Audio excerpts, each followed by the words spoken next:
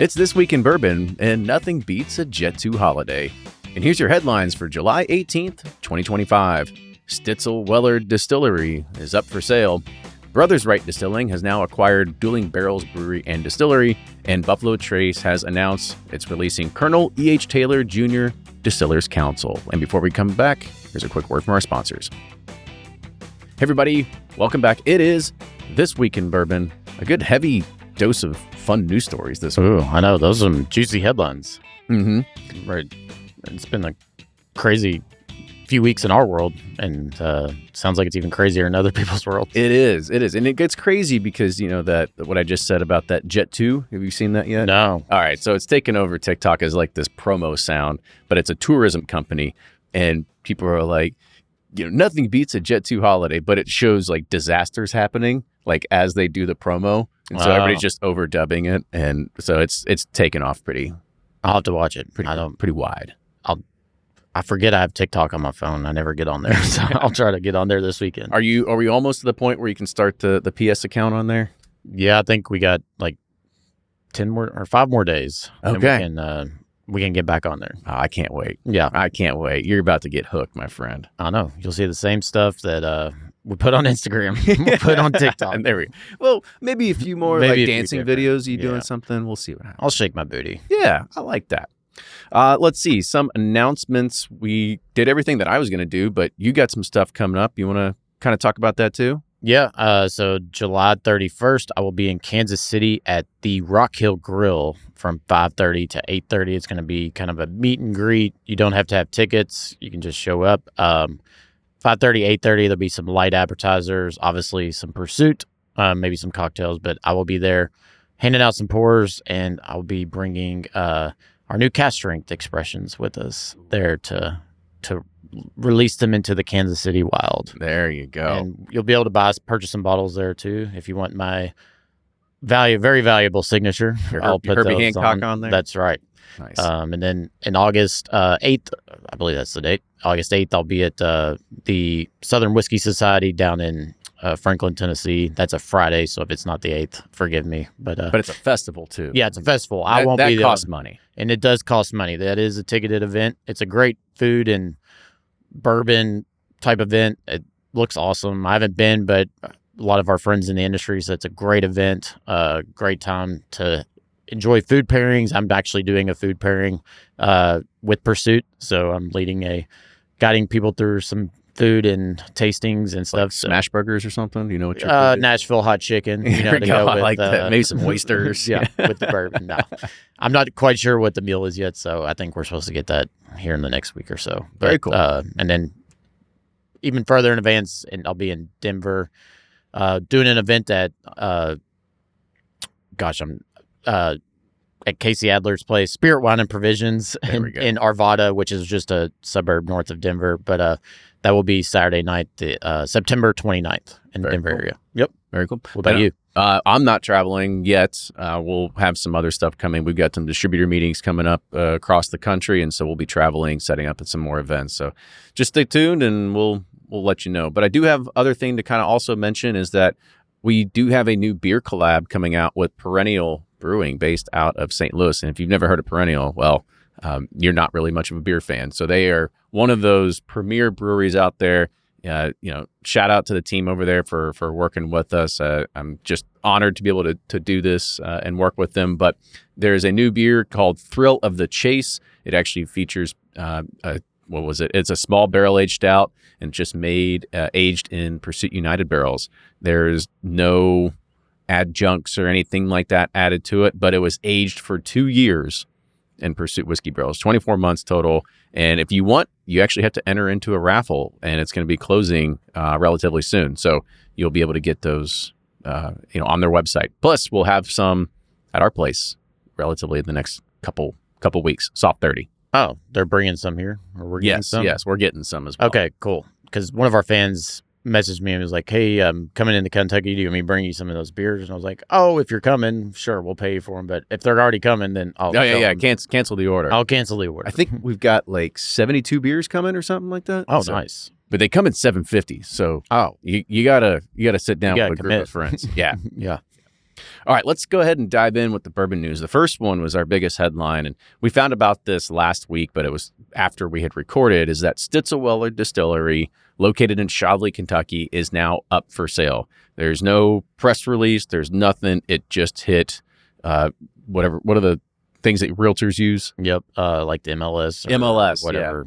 Yeah. So there is a full, here's some of the specs. So there's about 1.3 million square feet available, sitting around 32 acres. There's almost 18,000 square foot of offices. You get a guardhouse, a bottling house, a barrel warehouse, a cistern warehouse, and 15 barrel warehouses that have capacity to hold around 330,000 barrels.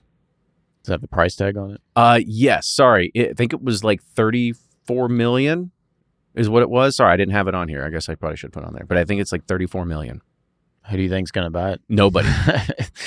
Yeah, because the Blade, like the Garden Gun Clubs, sits on that site, but it'll it's like sectioned off. Like you get like 3/4 of the land is so kind you of just what it need is. this as like a production storage facility. You're not gonna be able to show it off to people. I don't think so. Yeah, because they're not getting rid of the Garden and Gun Club. They're not getting rid of the house that has the Pappy slogan on it and stuff like that too. So it's going to be a very rare, specific, unique buyer. And it's probably you need to shave off a couple mil to probably find the right buyer, if I had to guess too. Yeah, I'm not surprised. I was reading Diageo CEO just left because their stocks still continue to just get crushed. She was only there for 2 years. 2 years, yeah. And she was like, this is unfixable. This isn't worth it. It's not worth it. So I'm out. Yes. But hopefully they get figured out. So I'm sure that's why they're selling off some assets, trying to get some cash. Yeah. Buying 15 barrel warehouses, though, it's in Louisville. It's not a cheap endeavor because who knows? I have no idea if those things have been full or if they are even in working condition. Yeah. Yeah. I would assume, but who knows? Who knows? World-renowned drinks expert Noah Rothbaum is releasing a new book called The Whiskey Bible, A Complete Guide to the World's Greatest Spirit. It's going to be on sale starting September 9th in 2025. He reveals the history, secrets, and lore of whiskey. It includes history of whiskey, in-depth analysis of every major distilling region, also general and practical whiskey facts. And it's going to have 60 classic and modern whiskey cocktail and recipes from top bartenders that have submitted them in there as well. Again, explores the origins, how Americans created the distinct spirit, and unsung heroes of American whiskey, and the real history of aging bourbon and rye in America. All right. We have a wine Bible. Might as well have a whiskey Bible. You just keep coming out. Just if you can put it on Audible, that's the only way I'm probably going to get to it, though. I'll record it for you. I'll read it to you. Yeah, just read it to me, and then we should probably just do that. Then it's just a paid-for podcast. That's right. One. We'll have to give Noah some rations from that one. Some rations. Yes. All right. So our other headline is that Brothers Wright Distilling Company has announced the acquisition of Dueling Barrels Brewery and Distillery and Pierce's Place Restaurant, Welcome Center, and Tasting Room. That's all in downtown Pikeville, Kentucky. This milestone marks a significant expansion and investment for Brothers Wright Distilling Company in the region's economy. The downtown facility includes 3 Vendome copper stills, 19 stainless steel fermenters, 2 traditional Cypress fermenters, and beer brewing equipment capable of producing around 40,000 barrels annually. Plans are underway to install a 14-inch Vendome copper still, significantly increasing capacity for both in-house production and for contract distilling services. Pierce's Place is the on-site 150-seat restaurant, will remain open during the transition, and with the current staff is going to be retained. They also plan to relocate the restaurant from upstairs space to a few different places as well. So they acquired something from Alltech. That's what it sounds like. Oh, okay. Yeah, because Pierce was part of whatever, and then I think Dueling Barrels was a part of Alltech, and so they bought it out from Got it. I know there's like a Dueling Grounds, but that's in Franklin, Kentucky. Yeah. Well, hopefully they didn't build their financial model on contract distilling. Yeah. Yeah. But focus on just, making Pikeville great again, I guess. Exactly. Build own that area. Own Eastern Kentucky. I've only knew one person from Pikeville joining my fraternity, and that was the only person I ever met from Pikeville. Yeah, I have some friends from Paintsville, which is not too far from Pikeville, but I don't know anybody from Pikeville either. I don't know. See? Well, if you come and visit us, be like, hey, I'm from Pikeville. Be like, all right, cool. I know another person. You're a friend now. You made the list. So Meridian Biotech is now establishing a new $40 million facility located in Franklin County, Kentucky, in partnership with Buffalo Trace.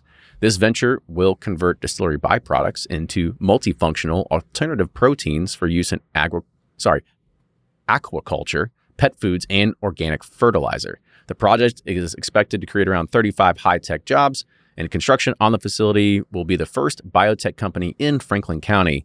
It's anticipated to begin later this year. They're going to collaborate with more, like Kentucky State University, but its partnership is really to enhance the commitment and innovation behind the sustainability in the spirits industry. Yeah, that's a great move. I like this, because more science, got to get rid of that slop. Well, there's only so much farmers can take, and that runs, and so now and plus these distilleries are producing way more than they did 10 years ago. So I'm sure they have an excess, and it's like, I know Heaven Hill was creating a drying room to do something similar to where they can package it up as fertilizer feed or, whatnot. So I think this is great. Yeah, we were at Bardstown Bourbon Company yesterday, and they had every fermenter going. Yeah. Every single one. And that was the first time we've been there in probably about a year. And so we got to see the second expansion of it. So there were, 19, 20 fermenters going? Maybe more? Maybe more. I didn't count. Yeah, there was a lot. And they were all full and they were all bubbling. So are we back? Are we back, baby? We're back. Who knows? But it's good to see the advancements in the science. So yep. Keep doing what you're doing, because it's like you can only feed so much to the cows. And then you got to collect their methane gas from all their farts. You got to turn that into some kind of energy. Oh gosh, so you just methane gas. That's you got to keep the cycle going. Yeah. So this was a fun story. I saw this one too. Not too long ago, like 2 weeks, we talked about Jackie leaving Hidden Barn. Yeah. Well, they found a replacement already. So Molly Wellman, who you've heard on the show before, is joining Hidden Barn Whiskey as their new master taster, contributing to her expertise in batching, single barrel selections, and tasting profiles. Her role builds on the style developed by Master Blender Emeritus Jackie, and Wellman will be interacting with the Neely family distillery, visiting markets, and sharing her expertise as Hidden Barn moves into its 20th state of distribution. The company is leveraging Wellman's expertise and knowledge of on-premise consumption to help grow the brand. That's awesome. I think it's a win-win. Molly's great. The Neelys are great. I think she's a good person to follow Jackie. I think this is a huge accomplishment for her, but a great addition for the Neelys. Yeah. I'll be interested to kind of see how Molly balances everything, because she's got Cincinnati gin. She's got her cocktail thing going on now. She's got this going on. So she's got her hands in a lot of different things. Diversified. I know. Smart. As a business person, we were talking about this yesterday. I was kind of wondering, like, how did that piece of the pie get split up? When it comes to the brand, it's like, okay, did Jackie get bought out? Did she sell her shares? Did Molly buy in? But we'll never know. We'll never know. It's a private company, so it is what it is. Nor should we know. Nor should we know. Yeah, because then we'll be like, oh man, it's valued at what? But yeah, we'll find out. Yep. But we won't tell you. With that, stick around. We got bourbon release news coming up. Yummy. Hey everybody, it is bourbon release news time, and we got just a couple here. And the first one is that Wolves and Willett, they're back at it again with a new limited edition release and collaboration here. And this is an exclusive blend of straight rye whiskeys, and it highlights both brands' commitment to exceptional quality, blah, blah, blah, blah, blah, because it comes from both Kentucky and California. This release marks the third installment of the collaboration of the only product to feature an age statement. This has Willett hand-selected 10-year Kentucky rye barrels, while Wolves head blender Eddie Gonzalez chose 10-year-old rye that had been and then aged for 7 years in Indiana, finished with 3 years in Northern California. So it's called the Wolves and Willett Limited Edition 10-year rye whiskey. Is now available at wolveswhiskeyca.com, bottled 103 proof and priced at $355. Wowzers. Yikes. Well, I do love me some Willett rye mash bills.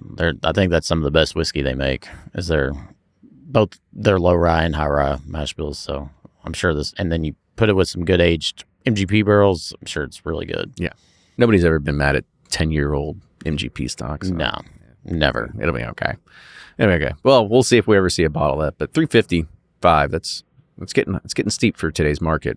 But for people that love Willett, yeah, and you got I think his name's Buscemi, or what's his name? Buscemi he's an actor. Well, I know, but I don't know. He's part of the Wolves. He's like a high-end brand. He's been involved with a lot of high-end brands, so I think that's their target demographic. It's like those wealthy individuals, not us poor folks behind microphones. Nope.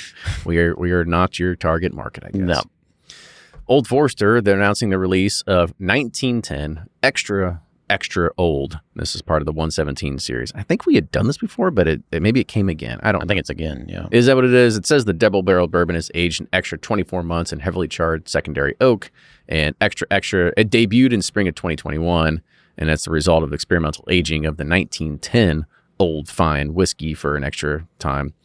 This is going to be $65, bottled at 93 proof, and it's going to be available starting July 16th at Old Forester Distillery and other select Kentucky retailers. Yeah, I remember this came out. It was I actually really loved this one. I thought it was one of the better what do they call those? The Whiskey Row series. It's the why are you making me I lost it on here. That's okay. 117 series. 117 series. Thanks. Yeah. I was like, I just said it. Yeah, it was really good. But I lost it. Yeah, that's awesome. Well, I guess if you're waiting in line to go and hit the red button to char some barrels at Old Forester, that's right. You can go get yourself some 1910 Extra Old. Bibb and Tucker Small Batch Bourbon is announcing a new signature expression called Gold Roast Bourbon. I don't know. When I see Gold Roast, the only thing I think of is sliced turkey from the deli. Oh, yeah. That's the only thing I think of. Yeah. Or I think like the Austin Powers gold. It's gold. Yeah. Gold member. Anyway, this is a 6-year Tennessee bourbon, artfully finished with whole roasted Arabica coffee beans using a refined cold extraction method. This bourbon is a celebration of bourbon and coffee traditions, and they partnered with Muletown Coffee Roasters, and they use a custom roast of premium Arabica beans from Honduras in the Agalta region. The bourbon is aged in new American oak barrels, passed through the Lincoln County process, and it uses a cold extraction method where they steep the proprietary blend in a cask-strength whiskey before blending it into the final batch. This is going to be launching nationally August 2025, and this is going to have an SRP of $49.99, and it is 92 proof. Oh, it says important to note that this is not a flavored whiskey or coffee bourbon or a coffee liqueur. It is not flavored with additives or sweeteners. I would be interested to try, to be honest with you. Yeah, me too. Yeah, because I've always been wondering how that would, you put beans in a barrel, take them out, then put whiskey in the barrel, how that would go. But yeah, I'm interested to try it. But they're saying they're steeping them. Oh, they're steeping them. Yeah, it's a cold roast extraction method, or a cold extraction method. They steep the blend in cask strength whiskey before blending it into the final batch. Right, so there's a lot going on. My mind's blown. That's what I want to try it. Yeah. All right, let's keep going. Run it through the Keurig. Yeah, there you go. Just press the easy button. That's what and see what kind of frothy foam you can put on top. That's right. Frey Ranch has announced the launch of Frey Ranch 5-grain single barrel bourbon. This is the first release from Frey Ranch that features all 5 grains distilled together of corn, wheat, barley, rye, and oat. And whiskey farmer Colby Frey grows all of this exclusively on his farm. For this release, there are less than 350 bottles in total, and that can be purchased online in their tasting room. The mash bill features 60% corn, 10% wheat, 10% rye, 10% malted barley. If you've been doing your math, also 10% oat. Frey Ranch will also release 2 barrels of its 5-grain single barrel bourbon. It's barrel 3016 and barrel 3011. And these will be retailing for $89. Yeah, so probably already sold out at this point. Yeah. People love their Frey Ranch these days. They do. And I like how they went, let's not do 4, let's go 5. Yeah, it's like 4 grains, so 6 grains next year. It's so 22 at this point. That's right. Golly. It's so 2018. Yeah. It's like, we're just going to skip it and go 8 grain, right? That's where it's going to be at. Yeah. The Frey Ranch is good stuff, so I'm sure it's good. I know.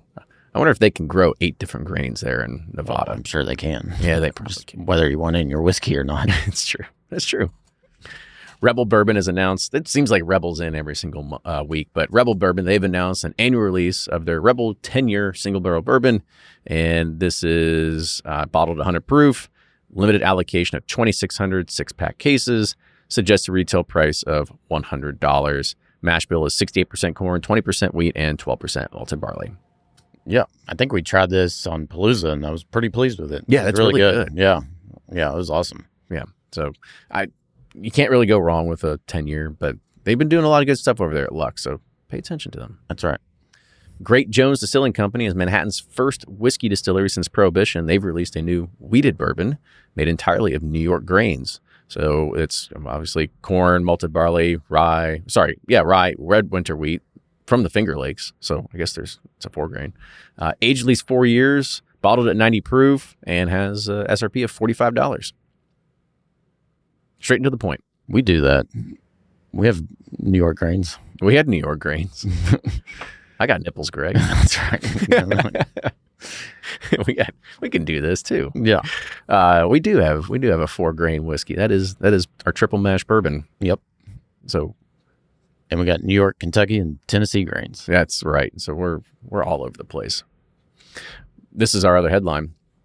Buffalo Trace is releasing Colonel E.H. Taylor Jr.'s Distillers Council. This is a limited edition ultra premium Kentucky straight bourbon crafted using equipment and techniques originally invented by Taylor. This 100-proof bottling is the closest modern interpretation of the bourbons produced under his leadership at the OFC distillery during the 19th century. This inspiration of this release dates back to 1996 of a meeting of bourbon visionaries and a retired George T. Stagg distillery craftsman, which led the revival of Taylor's sour mashing process. It's bottled in a vintage-style Grecian glass decanter modeled after a 1950s Old Taylor bourbon advertisement. This will be available in limited quantities starting July 25 and has a suggested retail price. Hold on. Wait for it. $1,500. However, this will join the annual, highly anticipated Buffalo Trace Antique Collection. Oh, wow. That's awesome. Well, they dropped it down for Millennium, so yeah, they're like, this isn't selling as well, so we'll go ahead and do it here. We found the high. Let's see where we drop it down. Yeah. Yeah, that's some expensive Taylor. It really is. 100 proof, bottled and bond. I know it's probably going to be good. That's the thing. Yeah, like I can't be like, oh, it probably sucks. No, it's probably really good. The problem is that we may not ever get a chance to ever try it. But I would like to hear more about or afford it. More about the background and kind of like what went into this, because this is definitely one of those experimental releases and not their big one-off. Yeah. 3 mash bills that make everything else sort of thing. All right, a few more here. The Beam Distilling Company is introducing its annual release of Old Granddad. It's now bringing it their 7-year-old bottled and bond bourbon. This is their high rye Kentucky straight bourbon recipe. And this was first bottled, if you didn't know, back in 1882. And Old Granddad is a traditional and storied bourbon that was acquired by Beam back in 1987. It's going to be cut to 100 proof, but I don't have an SRP on it as well. Well, I don't know what their normal bottle and bond, if it's, obviously it's not age stated. So it has to be 4, but it's like, is it 5 or is it 6 years old? Or so it's like, definitely not 7. Definitely not 7. Yeah. But it's got to be at least 4. So I'm guessing it's probably around 4. This one was 7. And I think Joe, our guy here, he showed a picture of it. It might be in like $35, $40 range is what this is. Well, that's not bad. Yeah. Maybe probably closer to 40. But 7-year-old bottled and bond. There you go. Yummy. Knob Creek Bourbon X, bourbon with rye, whatever you want to say it. It's a Boo Rye straight blended whiskey, is now returning back to, because of popular demand is what it says. It combines Knob Creek's smooth 9-year-old bourbon and a bold 7-year-old rye. It's bottled to 113 proof, and it's going to have an SRP of $45. Yummy. I haven't tried this one yet, but I haven't had the Boo Rye from, well, I guess you can't call it a Boo Rye, but you can't call it that. Times Rye. It is a Boo X Rye. Boo X Rye, yeah. Well, I'll go ahead and skip to this last one because while we're talking about Jim Beam, we'll keep talking about Jim Beam. They've announced the launch of Lineage Batch Number 2. This is a Kentucky straight bourbon whiskey as a premium expression by 7th and 8th generation Beam family distillers Fred and Freddie Noe. And Lineage is the first bourbon from the Beam portfolio to feature Freddie's name. Together, Fred and Freddie hand-selected the 15-year-old bourbon that has been aged in charred new white oak barrels at the Booker Noe plant. This is only going to be available for purchase at the distillery in Claremont and has an SRP of $250 for 700 ml, and it is 110.5 proof. All right. I'm sure it's good. Yep. That's what hey, 15 years of stuff from Beam. I mean, You know, they've it's seen solid. all these NDPs sell Beam shit for hire. So. Yeah, it's like we might as well do it too. Yeah. Next thing you're going to see is Barton coming out with Oh some gosh, $800. That's the one that blows my mind. 18-year Barton. Actually, it all blows my $900. mind how willing people are. They're like, oh, well, if it's at an NDP, we're going to pay 5 times the cost of what's on the shelf, but that's okay. It's got a sweet label, man. Consumers, they're funny. Yeah. All right, 2 more to hit here. First is that Wyoming Whiskey. They're launching a new National Parks Acadia edition, and this is expanding their National Park series. And this one actually goes beyond Wyoming for the first time. The special, I guess they ran out of national parks. The special edition was created in partnership with Friends of Acadia to support their stewardship of the park's resources. And Wyoming Whiskey is going to be donating $10,000 to help support these efforts. This is a 5-year bourbon. Let's see. It was, it's going to be available only exclusively in brick and mortar retailers in Maine, of all places. It has an ABV. Well, that's where Acadia is. Yeah. So it's 98 proof and has an SRP of $80. Nice. I love Acadia, Bar Harbor, and all that. That Maine area is gorgeous. I love it. Never been. You got to go, man. It's awesome. I love this. I love to see. Now that Trump is starting to make foreigners pay for access to our national parks, we should probably go do it before he starts making everybody start paying at this point. So, well, I think the point is we're taxpayers, so we don't have to pay. I mean, it's no different than Europe. Like Europe, like if you live in Europe, you don't have to pay for museums. But if you're a tourist, you have to pay for. Yep. Yeah. It is the one great, awesome thing about our country is go and visit your national parks. They're great. Yeah, I need to go visit more of them. That's what my wife wants to go. More vacations of doing that, and I can do it for like a couple hours, but I don't need to spend days doing it. That's national mine. Parks. Yeah, I like it. The hiking and sightseeing, and I'd rather go drink. Well, you can drink afterwards. I'm being honest with you. It's like if you hike during the day, then drink at night. I'll bring my what was the high campfire flask. What do we have? Yeah. I'll bring one of those with me. I'll fit a full 750 in there, and I'll just drink it on my hike. Get blasted on these cliffs. Yeah, just don't fall over the side. Yeah.